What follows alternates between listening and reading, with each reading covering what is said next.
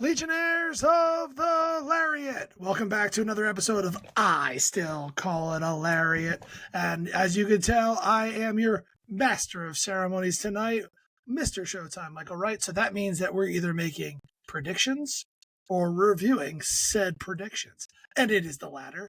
We have just come off of another WrestleMania 41. Not a cool logo for it, but it was in Vegas. And apparently what happens in Vegas stays in Vegas. We have two nights that we're going to try to run through. Again, like last time, we're trying to do it in one show, but if it does get too long, we will break it into two. We'll let you know at the end of the episode if there's going to be a second one. So with me, as always, are my tag team partner, stevezapf, and the one and only Hound. Hound, how are we doing today, buddy? I'm doing well. Thank you for asking. It is fun to be a part of the show as we start the new season, as it were. Mm-hmm. And I love that the new season has picked up right where it left off. And this time, though, I'm also leaving Steve in the dust. No spoilers, but he started to think himself a hole early. This is why it was easy to get 11 pick lead on him at one point in time last year. And in the beginning, I started against Scarpulo, which was not really much of a challenge.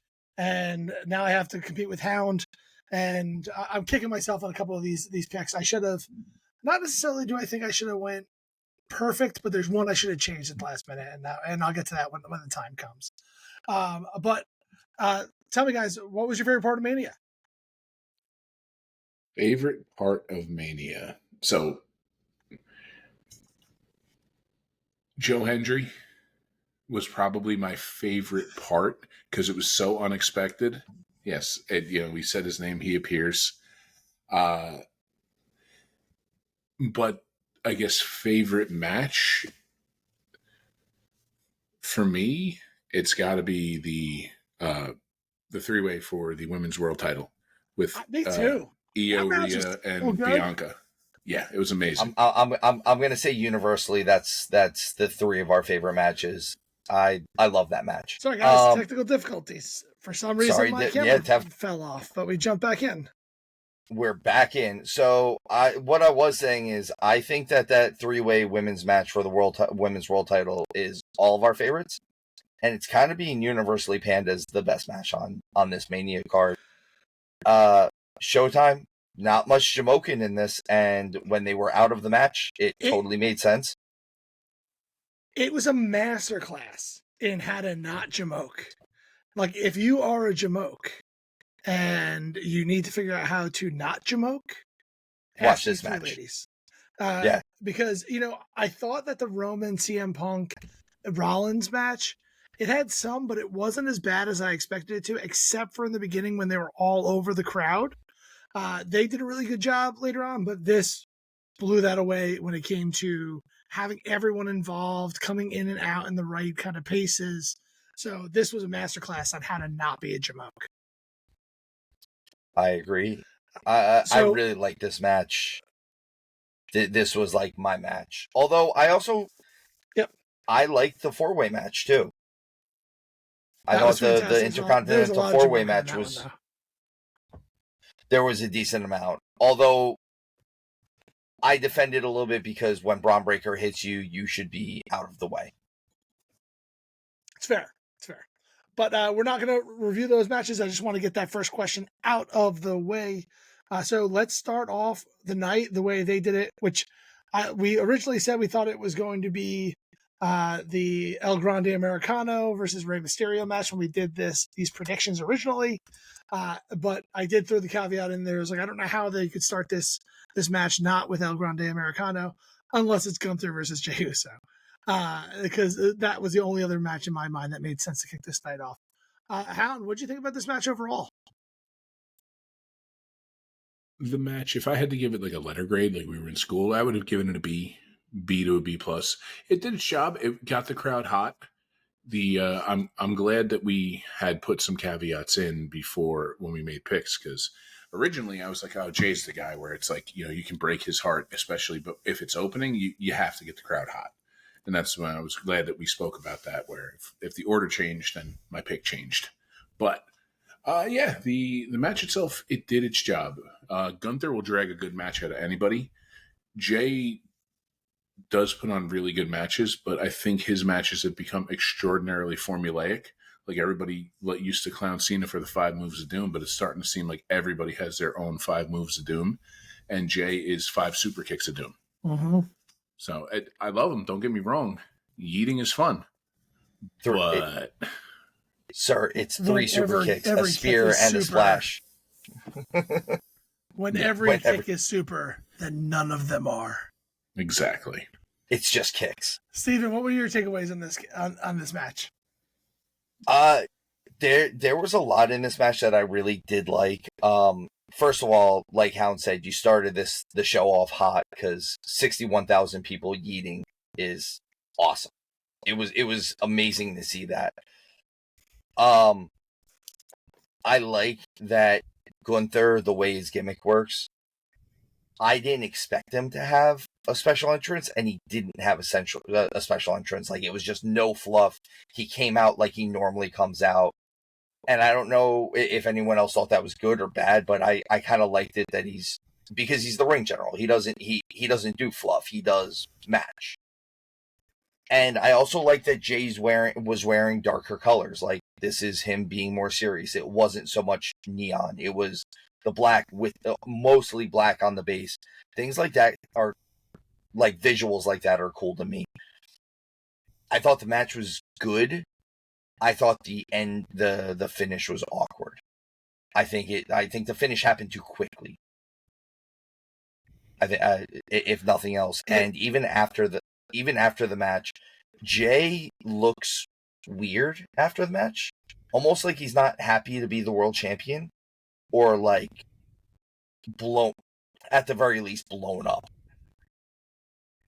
I actually think and this is all speculation 100%. I think that the crowd didn't pop hard enough for him because of what you said, is that it just kind of ended and there was no 3 count for them to explode.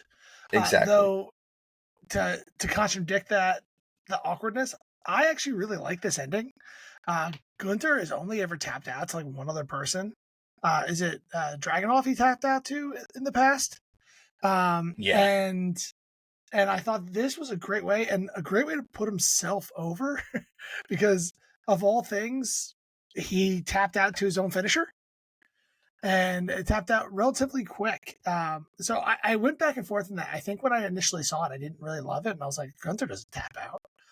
And it was then like as I was able to sit on it and reflect a bit, I really kind of liked the way that they went back. And I think it was kind of going the extra layer of storytelling in this match. The actual thing I didn't really love about this match was Gunther using the belt as a weapon. I don't really remember the last time I saw Gunther use a foreign object. He's already beaten Jay, 3-4 times before this. He didn't need that. And it felt a little out of character for me. And I'm afraid where they're going to try to take him as him being that like insanely dominant IC champion. This world title run was great, but it had its like ups and downs within the story of what he was telling. Like, he was the dominant heel, and then he was questioning himself, and then he was like, he just kind of had a roller coaster of a run, way better than what Damian Priest had. But it was just interesting. So I'm curious what they do with him next. I hope he doesn't get like shuffled down the card, because there's a lot of people who sit at the top of this card, and Gunther deserves to stay up there, but I don't know what happens for him next. I'm going to say this because I noticed it first during this match. One of the things that I'm not a fan of, and I'm not going to throw him under the bus like I do other guys, but I think I'm becoming less and less of a Michael Cole fan. Michael Cole is losing me. He called Jay's kick out before Jay kicked out. Like, well before, like it was on like 1.5 and he called Jay's kick out, and then later on he does stuff that I also don't like. I feel like when he first started, when he the stuff in the women's tag team title match, I really didn't like either. But I feel like when he first got together with McAfee, he was awesome. and he was becoming a little bit looser and more comfortable. And now he's just trying to be bargain basement Pat McAfee when he's with McAfee. And like, because he just copies the things McAfee says a lot of times. And I'm like, this is, I don't know. I'm still under the belief that Cole can do no wrong at this point. Like in the WWE's eyes, like he's bulletproof right now. But his delivery on this Mania was a little not so great. And I noticed it first on this match. And it took me away a little bit for a second. Throughout it. Because I think he called it. I noticed it first here, and then I noticed it later on. I think I forget. There's another point where he like calls a move wrong or something like that, and I was like, "It's very much not that." He does it in the Ray Phoenix El Grande Americano match. Yeah, he gets called out on air about it, but we'll get there when we get there. We will get there when we get there. Overall, it sounds like everybody was relatively happy with this. I'm curious what they do with Jey Uso. We won't ruin everything. The Raw After Mania has aired. We've already seen it, but we will not bring any of that stuff up here. They do allude to a couple things there. Maybe I'm curious on what kind of run Jey Uso goes with the world title. And I'm really curious on what happens to Gunther next. That's the cool thing about Mania for me. Call it the end of last season, the beginning of the new season. Either way, we consider it kind of the beginning of the season. But it is honestly the end of all the storylines that you're supposed to do, building towards, which we really didn't get too much of it here. I will say one of the overarching things I'm noticing in WWE, it definitely came through in a couple of these matches, as well as the Raw After Mania, is the crowd has officially gone heel. The crowd has officially gone heel. Like, we're in Thunderdome now, guys. Like, some of the things that happen here, they completely pop for the bad guys. They're calling for the good guys to get extra like kicks. It's insane. Like I now see in my mind's eye the Judgment Day like standing in behind the steel fence, and like laughing at people as they walk into this dystopian future. And I hope they lean into it, in all honesty, because that is, you can build a lot of really good storylines.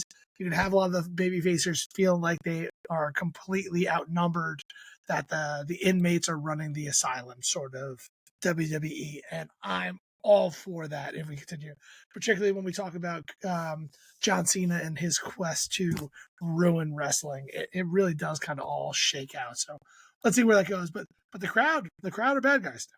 Like, I'm supposed to root against the crowd. That's what I say. Let's go to the next match here. The crowd are heels. Yeah, the crowd are heels now. I've completely lost it. So here we are. Next up is the War Raiders versus the New Day for the World Tag Team titles. Steve, what do you think about this match? So I feel like I'm just saying the same stuff now. I like the match overall. I feel like the ending got muddy. Like, the match itself was good, and then the ending was a little off. The other thing, I'm going to say it now before we get to night 2. I don't think I like sponsored matches. Oh, it's so stupid. Brought to you by Dude Wipes? Come on, man. Or whatever it is. I don't even mind. So, like, at least that match was, like, nothing changed with their entrances. But, I mean, the full-on sponsorship of this tag team title match, and then on night 2, the full-on sponsorship with Drew and Priest, where they've got to wear goofy outfits to go along with the sponsorship. Also, guys, was anyone surprised that the New Day won this? The Raiders never win in this stadium. I'm just saying. I see what you did there. See what I did there? I see what you did there, but actually the Raiders win there quite a bit. They have a really good home record, so that didn't work as well as you thought it did. They do.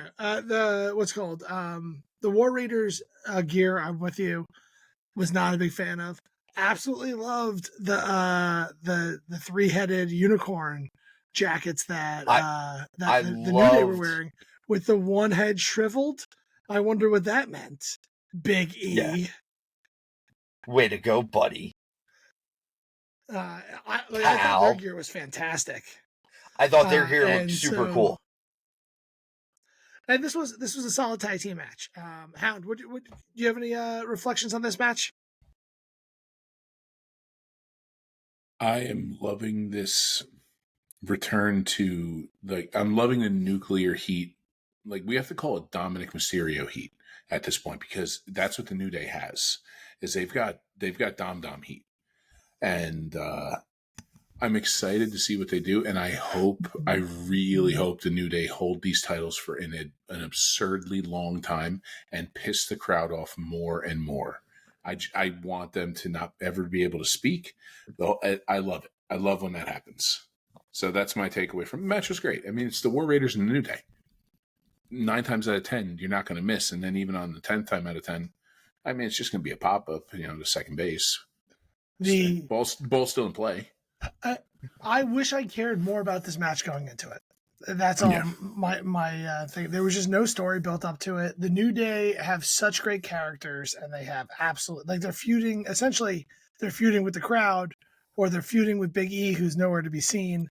I don't know quite what their deal is right now. They need a good program with these titles coming up next, and I'm with you. Keep the title, do whatever it is, but give me a tag team to feud against them that I care about. The War Raiders are great. They're a great team. There's just no real conflict between these two guys that I really cared about. I agree. Let's take the exact opposite approach now and go into Jade Cargill and Naomi, which I did care about this one because there was tons of storytelling done here. I'm all for Naomi as a heel, and I actually thought this match was better than we were giving it credit for when we were making the predictions. I will say, we didn't say this earlier, but all three of us had Jey Uso to win the world title. All three of us had the New Day to win against the War Raiders. And then we all had Jade to beat Naomi because she should. The way that the story was built out. I don't think anyone was surprised there, but I thought this match was better than we expected it was going to be. I was a fan at the end of the day. It told a great story. There's some really cool spots in this one. But Hound, what was your takeaways here? The match was fun. Was it by any means like some great match where we're going to go back in time and talk about how incredible the Jade Cargill Naomi match was? No. Yeah. But you could tell that the two girls went out there and they put it all on the line. They did things that were outside their comfort zone and outside their normal, like I alluded to, like 5 moves of doom earlier that everybody has. They did some new stuff.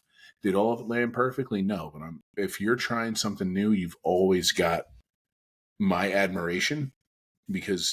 And to try something new on a stage that big, I love it. I love when somebody has confidence enough in themselves and enough belief in themselves to do that.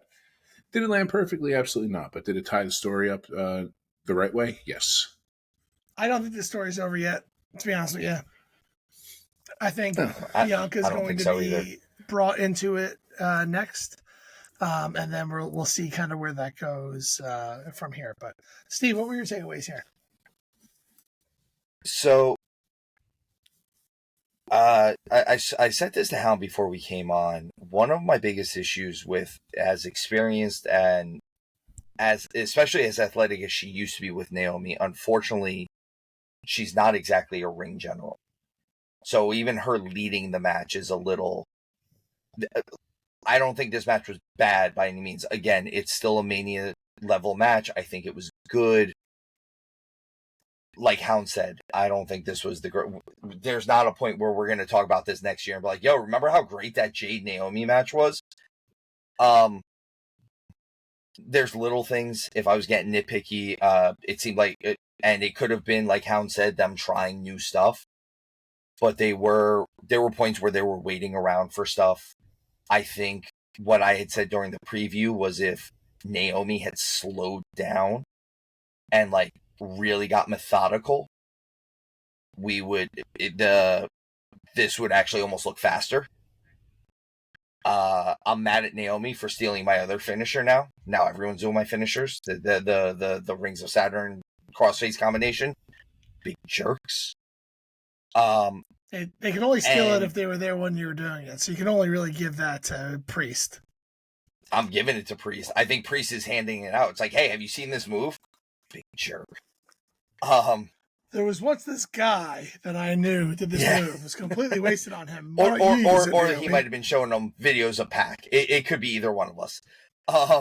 It could be like no. I thought the match was okay. I thought the match was good enough to be entertaining. I thought it got the storyline across as far as where they're trying to take it to. I think the end of the match, not the end of the match, after the match, one of two things either needed to happen for this one, though. Jade either needed to leave the ring and celebrate on the ramp, or Naomi needed to roll out of the ring. Because it just seemed like it was this awkward thing where like Jade didn't quite know what to do with Naomi. And like, I think it should have been a celebration on the ramp. And again, these are all little things with her still being a little new to the business that she's going to pick up, I think, along the way. Or I hope she picks up along the way, because as Hound has said, she has it. She has that star factor. I think you just hate Jade, and you're going to find every little thing to get her. There's that, too. I don't hate Jade. I think... Go on, Hound. Go ahead, bud. I was just counterpointing him. Sorry. I just think Jade should go have a talk with the folks in wardrobe, because I don't know if people realized that we had a Janet Jackson moment at the end of the match as Jade was on the ramp. And I went, oh, I've seen more of Jade Cargill than expected. So I just hope she's more cognizant of that, because, it's there's still kids there. It happens. It does happen. But she was wearing a bodysuit. I actually agree with you on that. That bodysuit, yeah. No, she was wearing a bodysuit. Yeah. It's just it didn't cover that. Okay. I mean, it may be, like it cut off at there, but I actually noticed the bodysuit not fitting correctly. I was just like, but also, I felt, well, yeah, clearly, like this, but yeah, no, just she's got it, man. She does have it. I am a fan of Jade. Let's see what happens. I'd like to see Jade in there by the end of the year with someone like Rhea. I'd like to really have Jade tested like that, because it would make sense for Rhea to be able to match her power-wise just based on size. And we've seen Jade and Bianca around each other long enough. I'd like to see how she can... I think her and Bianca will do just fine in a match against each other, because they've spent enough time together. Let's see what she does with someone like a Rhea or a Becky, or, I'm looking forward to her spreading her wings. Yeah, that's where I think we'll end up going next. I do think next year's Mania will be Bianca versus Jade. I think that's what they're going to start pinning that as the destination, and figure out how to get them together and away from each other for the next 12 months. And that's the story they need to tell. That's the story that this was supposed to be to begin with. I don't hate that it was Naomi first, but I definitely want to see the build between Jade and Bianca, because that's the match I want. So we'll move on to the next match here. LA Knight, was defeated by Jacob Fatu for the U.S. title. And you'll see here, this is where Hound and I start to pull away, because I don't know what Steven was thinking when he picked LA Knight to win this match. So Steve, help us out here. What were you thinking, bud? I still stand by this one a little bit. I said during the preview that I knew Jacob was probably winning this, but also I chose a little bit differently, just because Jacob also didn't have to win the title here. And I was leaning into the idea that Solo would come out, and I don't know if it was going to be a full-on screw job of Jacob. Like, I don't think he was going to double cross him. But I almost thought that this was going to be I was trying to help you, and he was going to screw Jacob that way. Like, he was actually trying to help him, and someone ducks and Jacob gets hit with the spike or something like that. So, something along those lines is where I was going with this, is that I thought Solo was going to cost Jacob the title somehow. This is the start of a long title run for Fatu. It's absolutely going to be the start of a long title run. But I do stand by my theory that if Jacob did not win the U.S. title here, he did not actually need the U.S. title. He could have been just as dominant all the way through, and then just won a world title eventually. Yeah, that's fair, but it's not. It was never going to happen because the U.S. title was going on him to set him up for bigger and bigger things. Hound, what's your takeaways from this match? You're never going to go wrong putting Jacob Fatu and LA Knight in there together. I mean, let's look at the opening start. LA Knight starts out hot and then, gets Jacob into the BFT, where Jacob stops it as though he was a cruiserweight, with basically landing in a handstand and coming up and doing, the Jacob Fatu face, which is, it's scary. Hilarious, but it's also terrifying. Then you got Jacob Fatu doing what Jacob Fatu does, just being better than everybody else on the planet, like offensively so, because he's so damn good. It hurts my brain. That catching Jacob's moonsault into a BFT was beautiful. It was absolutely a stunning move, but it's the right move. Jacob's been saying it for a while. He's all gas, no brakes. Yada, yada, yada. I don't know how to do that, but he does that thing. Was that the move of Mania? It's up there. That might be. It's definitely up there. I mean, it's also, I'm sorry, that Joe Hendry fall away slam is up there for me too, but it's Joe Hendry, so of course. You always got to give him the credit. I'm surprised that was the one that you threw up next. Speaking of moves, this is the other spot that I don't know if you were going to call this one Showtime, but this was where Michael Cole called a move wrong. It was LA Knight hit that crucifix driver, and he called it an arm drag. Yeah, I was that wasn't the one I was going for. The one I was going for is in the next match. That makes sense. I like this match. I like this match. I think this match was exactly what it was supposed to be. As you said, Hound, Fatu is a beast. He is so entertaining in the ring. He does everything he was like built to do, bred to do, whatever you want to say. LA Knight was great. He had his double title run. I'm curious if this means he's going to get bigger and better things, or if he's going to kind of circulate around this U.S. title. For me, I don't think he proved out here that he should have something with Cena, or any of the top tier talent. So I'm not sure. We'll see kind of what they do with this. I think it was the right move to put the title on Jacob. I think it was the right move not to get Solo involved. But then there's a lot of curiosity. That's the best part about WrestleMania, is what do they do with some of these guys next? Because they just have so much talent on this roster. Not everyone can be at the top of the card. I could kind of see him getting thrown into like a makeshift tag team for a little bit and getting the tag team titles. Like, I could see that being the next step for him. Him and Strowman, honestly. Okay. I was going to ask you who. I don't know who I would put him with outside that. Like full on powerhouse, like we say. Like, he's the power and Strowman's the house.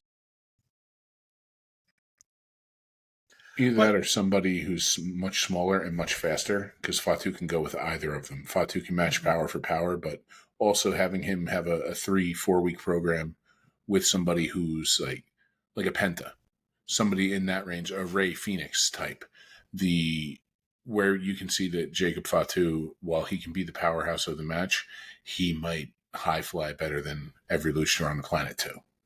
I want them to treat the U.S. title like the TV title. Mm-hmm. I want him to defend this every single week. I want him to defend this against everyone and anyone. I think that will be a lot of good things. And exactly what you're saying. Like, I don't need any kind of big builds on a week-to-week basis. Just give me fantastic matches with Jacob Fatu, because every one of these is going to be a banger. And like each one's going to be completely different. I could definitely see Penta versus, I know they're on different shows, but like, who cares? Penta versus Fatu going at it one week, and then Braun Strowman the next week, or Sheamus the next week, and just being like completely different opponents and having completely different matches. This was what we were talking about Moxley on the other one, where like every match is a Moxley match with him, and whoever he works with has to work his match. This is the exact opposite. Jacob Fatu is going to come in here and put together a fantastic match that balances the two of them, and you're going to get completely different matches every single week, and I'm here for that. That, Mike, you know what? I have never actually said this way to you, but that was brilliant analysis, sir. Oh shucks. Oh, I'm going to make me blush.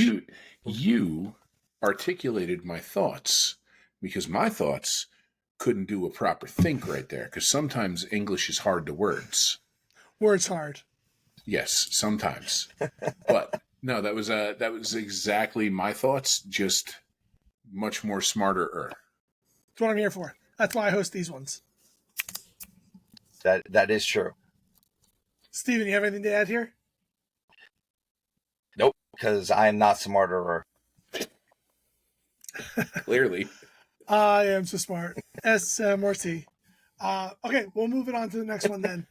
We have El Grande Americano versus not Rey Mysterio Jr., but Rey Fenix. Swapping out Reys? Is that just moving those things around? This is the one for...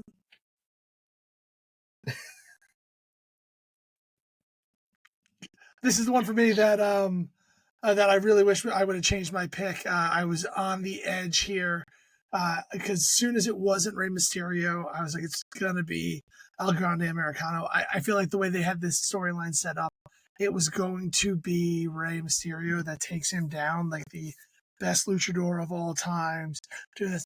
Though the announcement also of AAA being acquired earlier in the day, I actually think that should have been a giveaway that El Grande Americano would have won this match, because I think they're going to throw him into AAA, and he's going to be an absolute menace down there.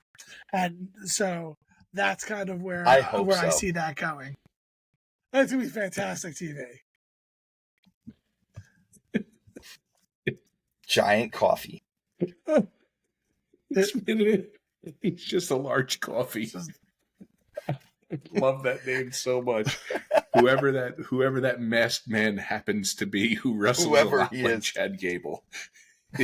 Whoever is under that hood, going out there and putting on just such spectacular. Bro, what was that inverted senton? It was the 450 splash, which is what Michael Cole called a not swanton, shooting star press. But it was inverted. He backflipped and then rotated back. Like it was he did a moonsault and then moonsaulted onto his back. So he did a moonsault and a half. It was incredible. And for me, that was the move of the night. That thing, like it made me stop in my tracks. I was like, "Ooh, that's cool! Ooh, that's cool!" Yeah, that was definitely an awesome move. So, and I hope they turn him loose in AAA. El Grande Americano with the poorly produced vignette. Well, it's gonna be great. I think that's where they have to go with this, because like that this feels very much like kind of like Jake the Snake when he went down to Mexico to wrestle, when he was the ultimate heel down there, and he was so America that everyone loved to boo him, and that's exactly what this is set to do. It's set perfectly for this. Steven, you have anything to add for this match here? So, I mean, I love that we switched out the King of Mystery for the King of Phoenix. against the GLOAT, the greatest luchador of all time, El Grande Americano. I like the GLOAT. I didn't like that name. Yeah. The GLOAT. I didn't like that El Hijo del Vikingo attacked him beforehand. I didn't like it. I didn't like the kick. Like, there was no need for it. Like, even if they just did a shoving match instead, I thought that it didn't add anything to it, and it didn't pull anything away from the match. Like, it's not like he got kicked and then lost the match. I think that's going to build to something. To in something. AAA. I agree. It's obviously going to. El Grande screaming "Gracias" in the middle of it instead of "Thank you" was epic. They did amazing stuff. I love the fact that because they purchased AAA, they were able to start talking about Lucha Underground, and a lot of the talk on why they purchased AAA was actually even less for AAA and more so that they could have the rights to Lucha Underground so that they can start putting that on Peacock or whichever streaming service they're using. Phoenix hurting his foot on the loaded mask was a beautiful touch. That's great. I still don't know how the loaded mask. I agree with you, Showtime. The load. Him in that, and somehow it's only his foot that hurts. I love it.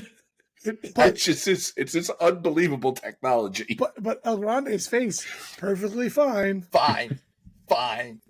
Like you said, Showtime, I don't understand that. I agree with you. I don't understand how the loaded mask works. The physics doesn't math or whatever way that happens to go down. It doesn't science, I guess. I'm so here for it. The best thing ever. Well, like, show me, is one side padded? If one side that's what I'm hoping for. Is that like it's got like a pocket in there and it slides in and like there's a pad on one side and like that's what it sits against. I'm just making excuses now. I hope it's not. I hope when it comes out, it's solid metal the whole way through. It definitely like, is. how does this even make sense? And it's like El Grande Americano is truly a superhero. Whoever he happens to be. Whoever that is. I couldn't get myself to stop staring at his mask that has the white mustache, and the whole time it's just like slightly ill-fitted. So it's like kind of sliding around his face a little bit. I don't know if you guys caught that. I couldn't stop staring at it. He's my new favorite character of all time. Oh, you want him with Comedy Okada? He is on the Comedy Okada level for me. I really want to see this go to the lengths that it's supposed to go to. I want to see him continue to be completely disrespectful and then get his comeuppance in the best way possible. Really put a spotlight on the luchador style. I know that we've gotten some over the years. Obviously, Rey Mysterio brought it to the U.S. Not brought it to the U.S., but he most famous luchador of all times. WCW and ECW did a fantastic job introducing it to the U.S. back in the day when we had Psychosis and Juventud and all these other guys that were absolutely fantastic in our childhoods. But the juice.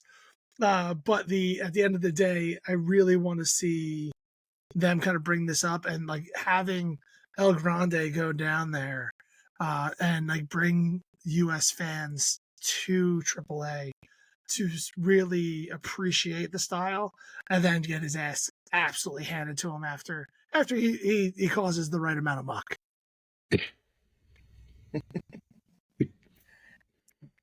I hope that somehow they pull this off where when they unmask him for the first time, it's actually not Gable under the hood. Like, just...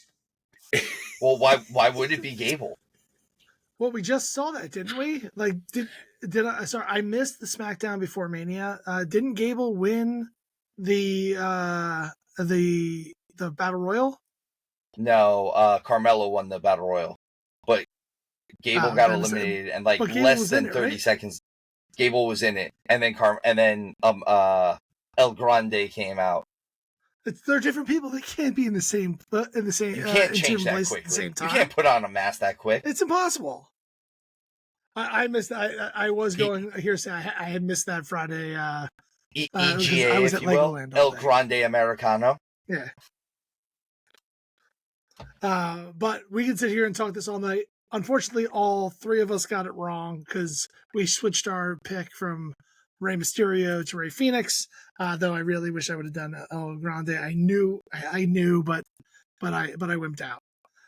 So the next match we had for the WWE Women's Title, we had the champion Tiffany Stratton defending her championship against Charlotte Flair.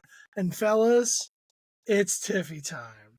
You guys, I don't know what you're thinking either. This is one area where I had to go out on a limb by myself to nail this one. I understand Charlotte Flair doesn't lose, but the storyline here really didn't make sense in my mind for Charlotte to win this. Steven, what do you think about this match?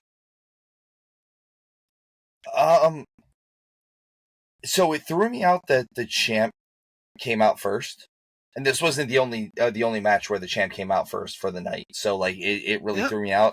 Charlotte's entrance took almost as long as Jey Uso's, and one of the notes I have is both Rumble winners are on the same night. I think that also threw me off a little bit. That's interesting. Yeah, like that was something that I noticed. During the preview show, I had said that this match had the potential to either break down and get chippy and personal, or do great business. And the funny thing is I think it ended up doing both. The beginning of the match is kind of a little chippy and personal, and like I think once everyone realized where they were and they've gotten this out of their system now, they started doing really good business. The second half of this match is very good. Especially given the fact that this is Charlotte's second or third match in like 18 months or 2 years. She's only had a few matches since she's come back, and one of them was the Royal Rumble. So I was very impressed with this. I think the fact that Tiffany left with a few bumps and the knot on her forehead and stuff like that, I think that was good. It kind of gave her a little bit of respect at the end of the day. But I really like this match. I was a fan. They tried to wrestle kind of that kind of unhinged match in the beginning, as you said, and it did come off a bit sloppy. It's a real hard match to kind of pull together because they wanted that shoot style match, and I agree. I definitely think they sucked the landing a little bit better, and there was a lot to love about this match, but at the same time, that the beginning of it kind of hurt this match overall, in my opinion. Hound, what's your opinions here? So I'm happy Tiffy retained, because I was like, my whole pick at first was because Charlotte wins lol. Mm-hmm. But originally I thought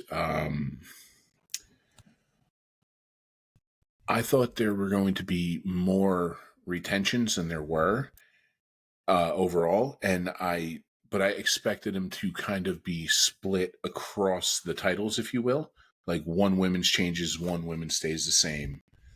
Originally, I thought Gunther was going to beat Jey Uso when we didn't have it as the leading match. Where I was like, okay, because we can have Jey having his heart broken, and even if he won the title on Raw after Mania, it'd be something special, something like that. And then, wow, what if Cody ended up retaining, and they were some because I trust the storyline at this point. The Bloodline storyline brought me in. But no, I'm glad that Tiffany still has the belt. I think Tiffany surprised herself with just how good she was. It's one of those where I've often said on the times when Steve and I are reviewing NXT and stuff, we'll speak about like Sol Ruka, and we're saying all she needs is a chance to catch lightning in a bottle. We know how good Tiffy is, but since being on the main roster, she hadn't really had that chance to catch the lightning in a bottle, and I think she did a really good job. I'm happy with her as one of the champions, and I want to see where it goes next. And I think Charlotte may be starting to pave the way for the younger women now. I do think we'll see another reign or two with Charlotte at the title, but I think she's bigger than the title now at this point too. Kind of like we don't need Roman to ever have the title again, and he's still synonymous with it. Same with Charlotte. She's synonymous with it. Yeah, I agree. I'm not ready to say that Charlotte's ready to give back 100%. I think this one it is an area where she did the right business to put over Tiffany. I would love to see Tiff go on a massive run now. Let's see her take down some real contenders. Let's have a couple other really good matches. Maybe even run this one back when there's a little bit more time between it, and so they can kind of settle it more and not get so catty as they did the first play, because the shoot style was a bit off. But I would like to really see Tiffany go on a run and not treat her like the Money in the Bank champion that they had been treating her before this. And that's exactly it. And I'm glad you said it that way, because I didn't know what felt off about her title run the whole time. I guess, we could say it didn't feel legitimate. But she felt like a transitional champ the whole time, and now she no longer feels like a transitional champ. This should be Charlotte. Yeah, and that's why it's so important to have those moments. Like Damian Priest, when he had the world title, he was clearly just a transitional champion, which is a shame because he's so damn good. He didn't beat anyone in that whole title run.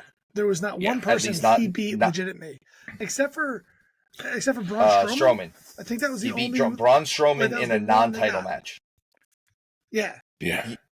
It was a non-title match. Like, that's the thing is, I agree with you, Hound. I think Tiffy, even though she is as good as she is, this was feeling a little transitional.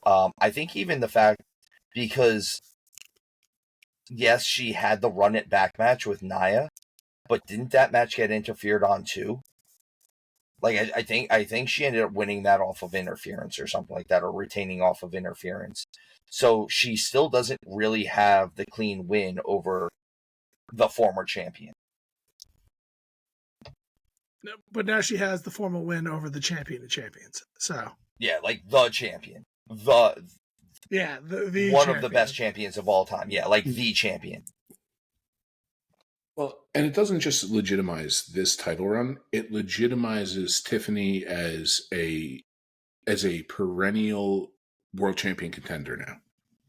Not only did you successfully stave off the winningest women's wrestler of all time, arguably the greatest woman ever to do it, which just numerically she is the greatest just based on titles, but not only did you turn back that challenge, you did it on the biggest stage of them all, and you did it at such a young point in your career, while the wrestling math where the titan of the industry is now coming back, looking to reclaim her throne, everything else like that.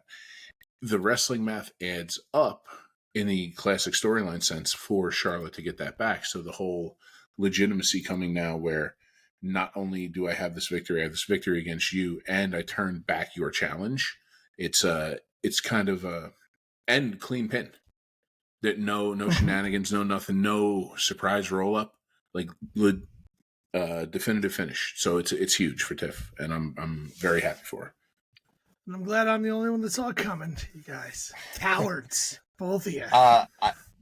To go along with what Hound just said too, as far as it being a clean win, it's one of, I think it might be the only match on this card where no one kicked out of one of the only matches on this card where no one kicked out of a finisher. So, like, the fact that Tiff kicked out of a mega natural selection. The natural selection, which I said, it seems like that's, as much as it was a finisher at one point, she doesn't use it on the regular anymore. So I give it a little bit, but the fact that she did it off the ropes, but she did it off the ropes too. So it's like there's extra oomph behind that one, if you will. So, and on top of it, and it gave Tiff a legitimate welt. So I mean, it absolutely did. That was an attempt to finish that. She tried to knock her out pretty good and stiff. I like that Tiffany didn't nail the moonsault though before she nailed the moonsault. Yeah. Like when she hit the moonsault, that ended it. Which I like the fact that might be a move that is protected at this point. That prettiest moonsault ever. I hope so. Cool. And then we'll move on to the main event. A tale of two matches, in my opinion. Here we had Roman Reigns versus CM Punk with the Wise Man Paul Heyman versus Seth Rollins in a triple threat match. I say it's a tale of two matches because I absolutely hate. I've said it on this show constantly. I think it's dumb that triple threat matches are automatically no disqualification. And I hate when they just feel the need to go out into the crowd for absolutely no reason and just start walking around. And this one was even worse because the entire time that CM Punk and Seth Rollins were out there, Roman was just jamoking around the ring. And I got what Wade was saying, where he was going down the route of, look how smart Roman is, just resting up, waiting, but still big old jamoking, in my opinion. But then when they got it back into the ring and back into a real match, that's where the magic happened. It was a fantastic match from that point on. Steve, what did you think about this? I thought this match was very good. I agree with you. I'm not usually a big fan of multi-person matches like this. Kind of what you said is the fact that it's automatically a disqualification. It makes everything messy, or no DQ rather. It makes everything messy. I'm a big believer that overall night one, it was good, but night one wasn't great until the main event. And I think part of the reason why it wasn't great was to make sure that the main event looked great. Like, I think these matches were good, but I think a lot of these were good, could have been great, and we wanted to make sure Roman, CM Punk, and Rollins looked awesome. I think that narrative does disservice to WrestleMania, and I absolutely hate your theory, and I reject it on that basis. You might be right, but I reject it because that does disservice to WrestleMania. WrestleMania is meant to be the show of all shows. The show of shows. The idea that you're going to hold, if you're going to hold back the rest of this card just to make the main event look good, that means you have the wrong main event. I don't know if it's even that, but that's malarkey. So I don't even know if it's a matter of they held back matches. I think this show, this night, was specifically planned to have matches that weren't quite as great on here. Like, because we could have put stuff on here, like flip-flopped them from both nights, and night one looks better because of it. You know, like if Priest and Drew were on night one and they put on the same exact match, night one looks incredibly better overall. Maybe it moves up a full letter grade at that point. I can see that. That doesn't take anything away from this match, and looking at that doesn't take anything away from this match and looking at this match in a vacuum. This match was great. It told the story. Heyman with the double cross at the end, which we all said was going to happen. We all realized this was going to happen. Other people said that it wasn't going to happen. I heard, was that you, Steven, that said it wasn't going to happen?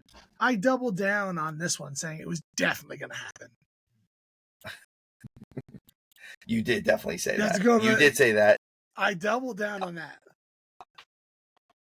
What I will say is the Rollins look when the double cross happened. The look on Rollins' face that he just knew what had happened. Yes, the second groin shot. So the double cross, the triple cross, if you will. You can't triple stamp a double stamp. That's fair. But his look, like he knew it happened, And, like, you just see this look on his face like, yeah, this was my plan. I'm that smart. So I love the ending of it. I love that we got to this point. And the match was kind of vicious. I thought this was a very good match. I like what you said. Once they got back into the ring and they kind of stayed in that area, it was a lot better. I'm convinced that Seth is the least trustworthy person in all of wrestling. This is what I hammered this home last year when I was convinced he was going to double cross Cody. I'm convinced that Becky sleeps with one eye open because she's afraid that Seth's going to double cross her in the middle of the night. That's what I think that goes down on that front. Hound, what do you think about this match? I have to kind of second you there, Mike, where if you're dumbing down the rest of the card to make your main event right, you've got the wrong main event happening. This was a Roman Reigns WrestleMania main event match. Yeah, it's great. It's good. It's good every time. It told the story the right way. I'm glad that we all got this right, because it was I sat there when I first originally picked Seth Rollins to win this. I was like, I don't know why. I didn't know why I was picking Seth. I was like, just the maths here, that it's not Punk, and Roman Reigns has been on a bit of kind of he's been beatable for a year now. And Seth last year was the all-star for WrestleMania. I mean, he took on the extra chance by being in that tag match main event, to then come in there banged up to get kicked in the face by Drew, to then come back out at the end of the night to throw his body in the way of Roman Reigns to stop the blood. Like, all of that kind of gave me the math to Seth winning there. I had a feeling that the wise man was going to turn on Roman. I didn't think he was going to turn on Punk. And I had a feeling that ultimately what was going to happen is he was going to turn on Punk, Reigns was going to spear Punk, and then Rollins was going to catch Reigns with a stomp and end it. That's kind of how I thought it. I did not see... Okay, lovely. Just keep going. Oh, he's back. See, all right. Just keep going. I did not see the full turn by Heyman to the side of Rollins there. I thought it was going to still be Heyman with the Tribal Chief, but I think that also could be that I just absolutely love the character of the Tribal Chief with his wise man.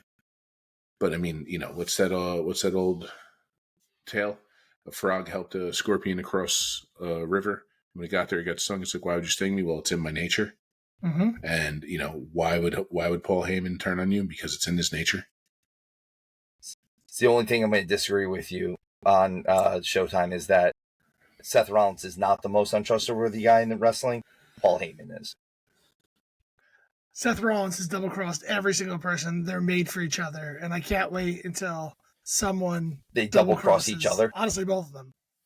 Yeah, at the same time, simultaneous double cross. A simultaneous double cross, so much so that it cancels each other out and it furthers their bond. It's the Pina Colada song. Yeah. I knew it was you. I hoped it was you the whole time. And on that fabulous note, that is night one. It was a solid WrestleMania. I think it had a lot to live up to from last year's. But that is our review of episode 1. We will be back shortly in our time, in a matter of seconds. Your time, who knows, maybe about 24 hours from this video post for the night 2 review. We appreciate all of you. Please like and subscribe. Tell a friend. Tell a friend. If you don't have a friend, tell a stranger. We really appreciate your support. Tell us what we got wrong, where we're completely off. We would love to engage with the conversation. We appreciate you all, and thank you all for being here with us. And Steven? As always, guys, remember, tuck your chin when you bump.